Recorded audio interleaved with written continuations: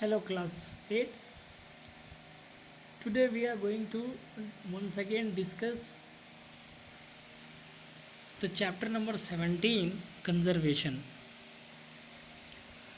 Now, see, for most of us, wildlife means beautiful, majestic, and dangerous animal like tigers, elephants, gazelles, wolves. In reality, wildlife means plants and animal in their natural habitat. देखिए habitat क्या होता है? Natural home होते हैं. जैसे for example मैं आपको बता दूं, अम, कोई जानवर है या जैसे हम लोग हैं, हमारा नेचुरल होम क्या है? घरों में रहते हैं. लेकिन हम पहाड़ियों पे भी तो हो सकते हैं ना. लेकिन पहाड़ी हमारा नेचुरल होम नहीं है ना.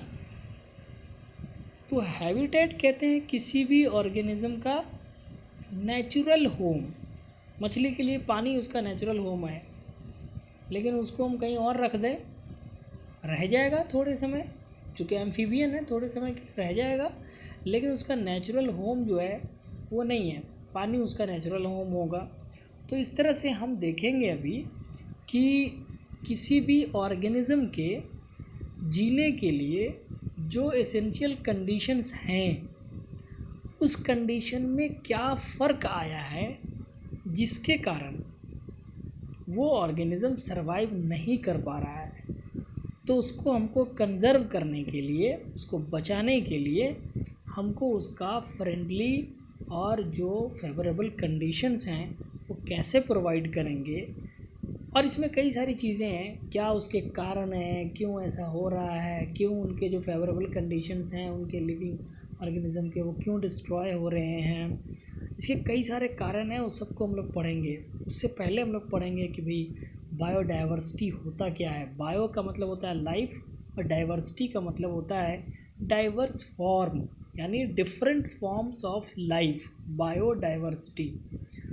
और इस बायोडाइवर्सिटी को जब हम जानेंगे तो इसकी वेरिएबिलिटी को जानेंगे कि ये कितना डाइवर्स है, कितना ये अलग है, कितने सब मिल करके ये लाइफ फॉर्म्स बनाते हैं. फिर इनका लॉस जो हो रहा है उसमें कई सारी बातें हैं. एक्सटिंक्शन है, इंडेंजर्ड स्पीसीज़ हैं, कई सारे स्पीसीज़ हैं जो एक तो ख़त्म हो गए, एक्सटिंक्ट हो गए. दूसरा एकदम ख़त्म होने वाले, इंडेंजर्ड है.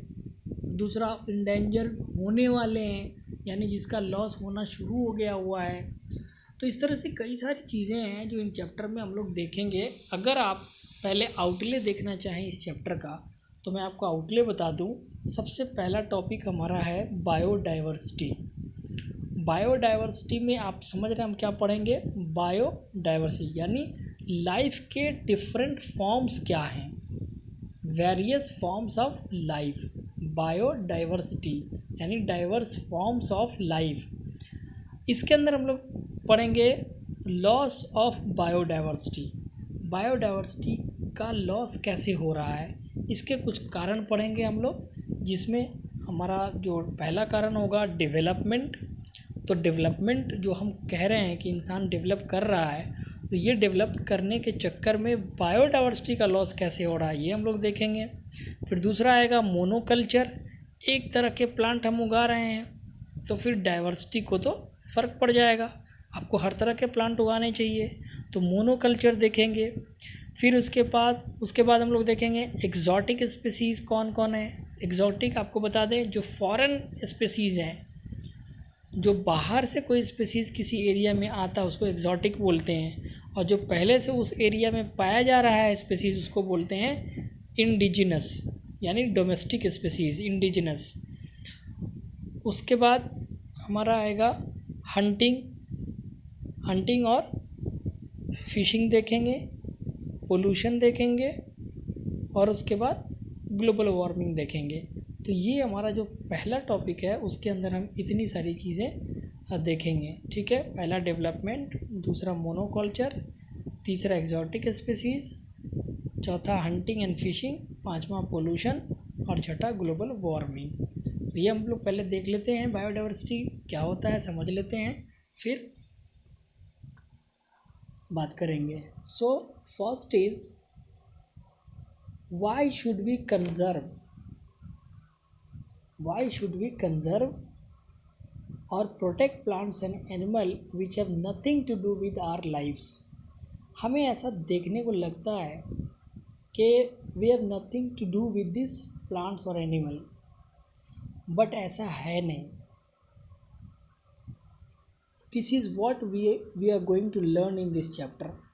We'll discuss the factors uh, which governs these things. The endangered wildlife, इनको बचाने से हमारा लाइफ कैसे बचेगा, हमारा लाइफ कैसे इन पर डिपेंडेंट है ना.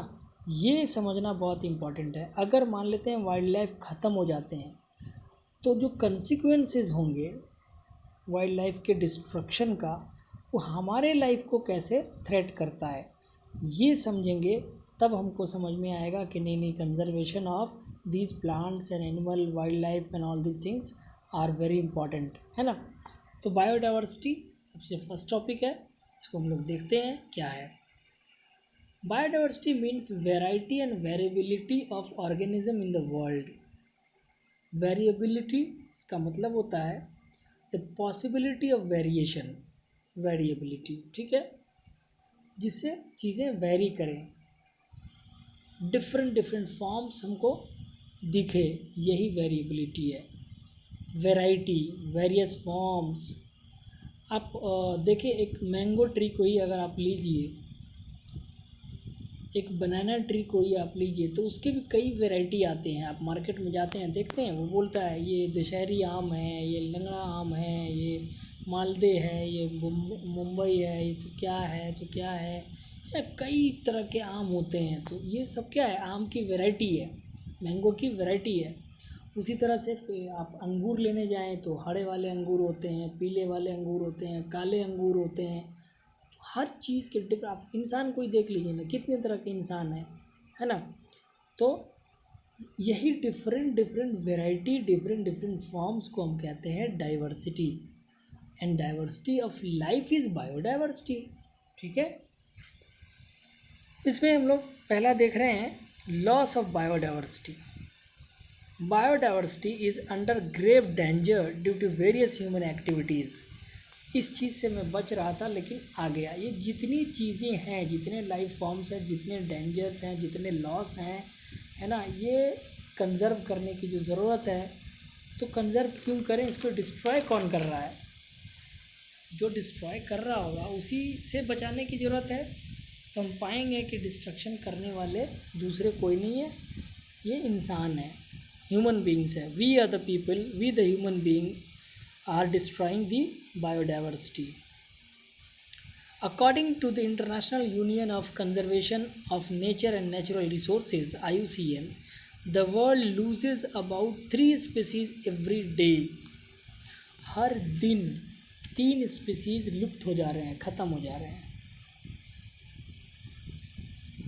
जो दुनिया है हर दिन 3 स्पीसीज लूज़ कर रहा है. जब आप क्लास 9th में आएंगे तब जब हम आपको पढ़ाएंगे डाइवर्सिटी इन लिविंग ऑर्गेनिज्म, एक चैप्टर है, उसमें आपको डाटा देंगे आपको कि टोटल कितने स्पीसीज़ दुनिया में हैं अप्रॉक्स, और कितना हमको पता है, हमारी जानकारी में वेल नोन स्पीसीज़ कितने हैं. और जब आप इसका रेशियो देखेंगे तो आपको पता लगेगा कि we are knowing only 5% of these species found on the earth, total 5%. अब आप सोचिए टोटल कितने हैं स्पीसीज जो हमको पता ही नहीं है. और फिर एक तो पता नहीं है, दूसरे हर दिन 3 स्पीसीज लुप्त हो रहे हैं. तो अब आप सोचिए, अंदाज़ा लगाइए कि कितने टाइप के स्पीसीज होंगे. और फिर सबको पढ़ना क्या इतना आसान है. तो खैर ये पढ़ने वाली बात हम लोग वहाँ कैटेगराइजेशन पढ़ेंगे, क्लासिफिकेशन पढ़ेंगे स्पीसीज़ का, है ना. अभी यहाँ पर हमको मेनली कंसर्न है कि इसको बचाया कैसे जाए, ठीक है. Species means a type of animal और a plant. Dog, cats, human being, mango tree are different species. Species का मतलब होता है कि कितने तरह के प्लांट्स या एनिमल दुनिया में पाए जा रहे हैं. हर टाइप एक स्पीसीज है, ठीक है। स्पीसीज में है वैराइटीज़। देखिए, ह्यूमन बीइंग एक स्पीसीज है, ह्यूमन, लेकिन इसके अंदर वैरायटी है। आप देखिएगा, गोरे लोग, काले लोग, हबशी लोग, मोटे, नाटे, है ना, ये वैरायटी है, अलग अलग स्पीसीज, ठीक है ना। एक स्पीसीज की कई वैरायटी हो सकती हैं, that is different breeds of dog और different race of human beings, but essentially all individual of a species have the same characteristic. इंसान कैसा भी हो जाए, कैरेक्टरिस्टिक वही रहेंगे, उसका फिजिकल अपीयरेंस जो है वही रहेगा। दो नाक है ना, एक नाक के अंदर दो छेद है, एक मुंह है, गाल है, फोरहेड है, ये सारी चीज़ें हैं, दो हाथ है, पैर है, ये सब चीज़ें एकदम कॉमन रहेंगी, ठीक है ना।